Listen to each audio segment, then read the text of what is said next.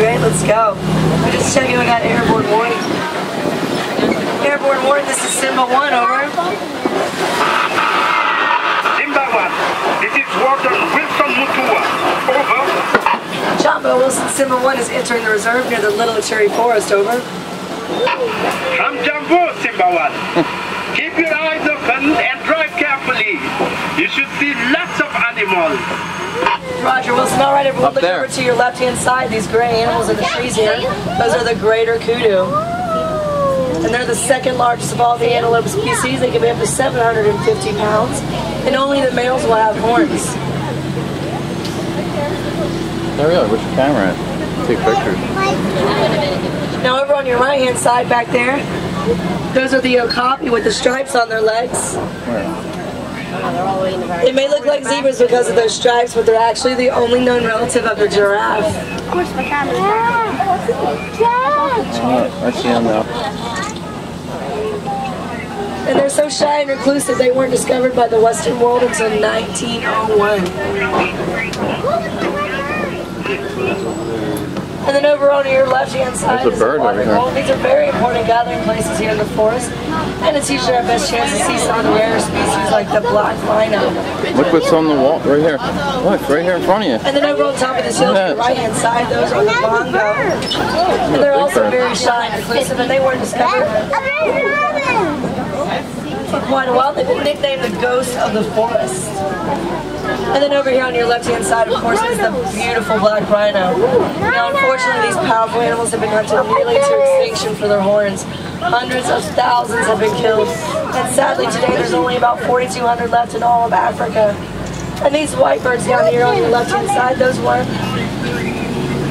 the yellow-billed storks.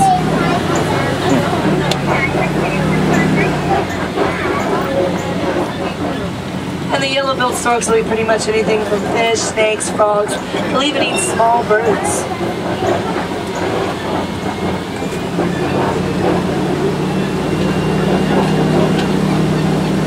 And then in this clearing ahead on your left-hand side, these black and white birds are the saddle-billed storks.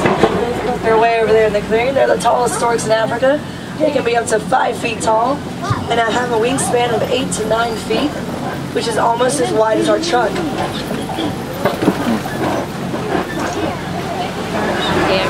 And I'll stop long enough to take a shot.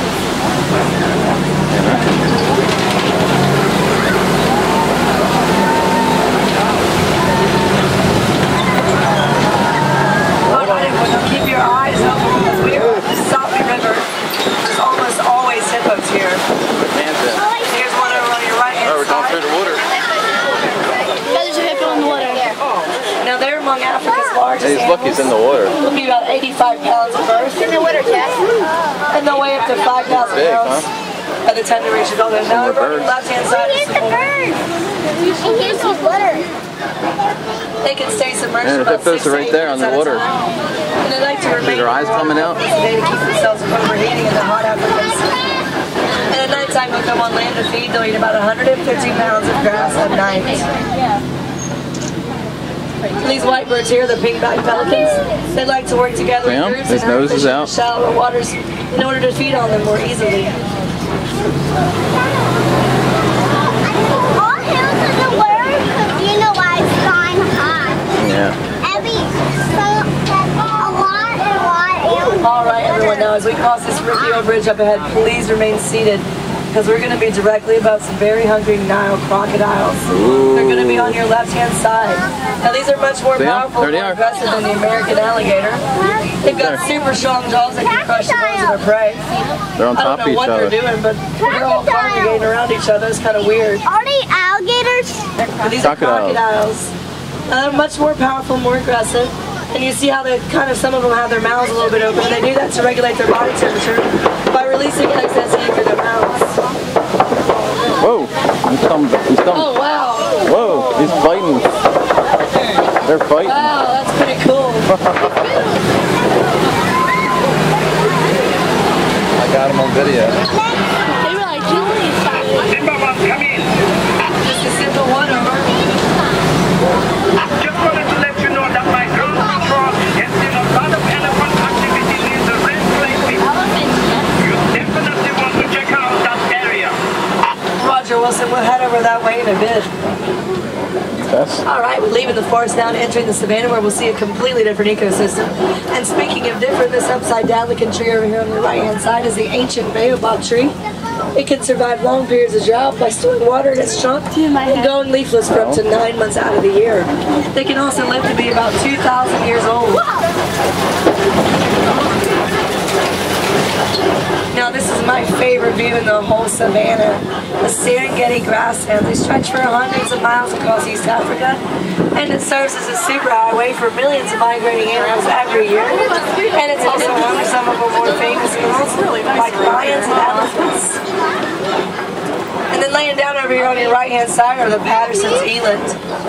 They're the largest antelope in Africa. They can be up to 2,000 pounds and up to 6 feet tall at the shoulders. Where?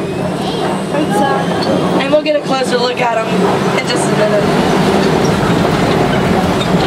Oh, just got back. Sprite yourself, Jess. It's cool now.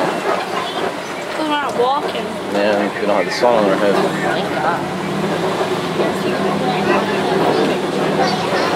My chest is just so much.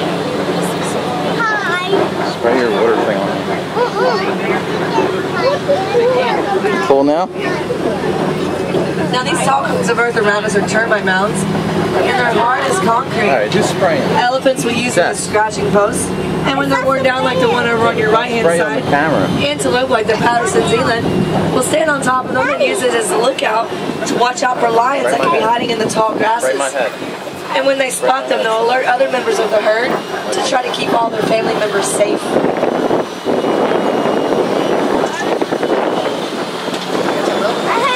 Alright, I got it. Yeah.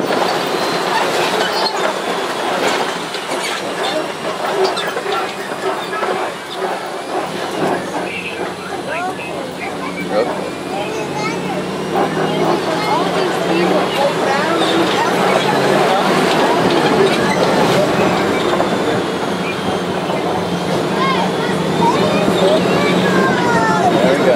All right, here are these Patterson's eland.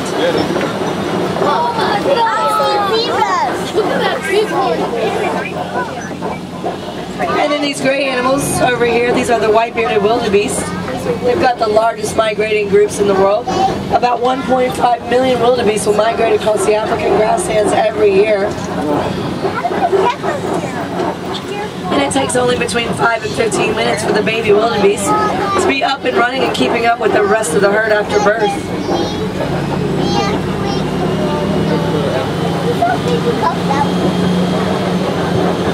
And these little animals laying on the hillside over here by that termite mound, those are the Thompson's gazelles. And they weigh weights of only about 60 pounds.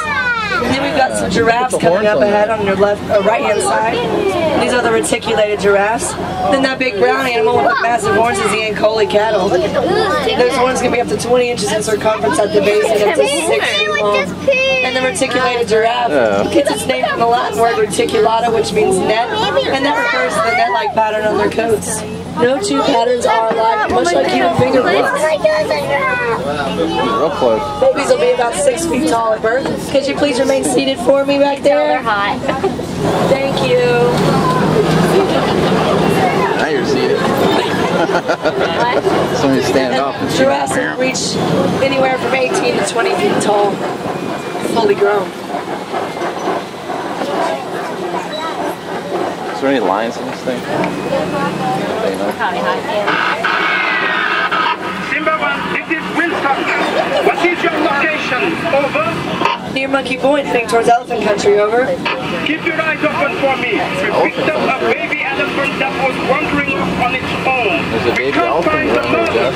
I'm afraid torches may be in the Baby river. elephant. Roger Wilson will let you know if we see anything.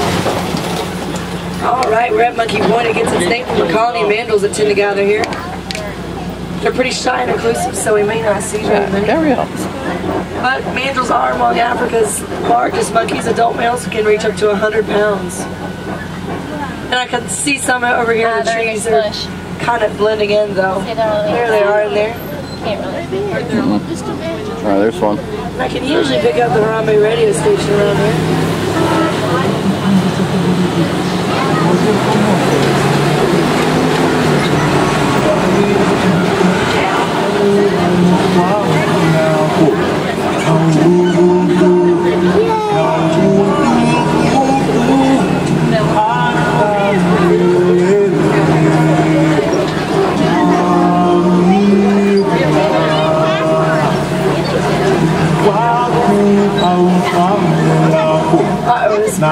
pretty bad up ahead. Hopefully we'll be able to make it across if we go pole very slowly.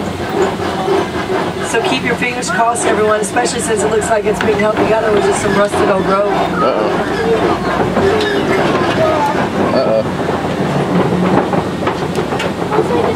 All right, is everyone safe back there? Yeah. All right, let's get out of here.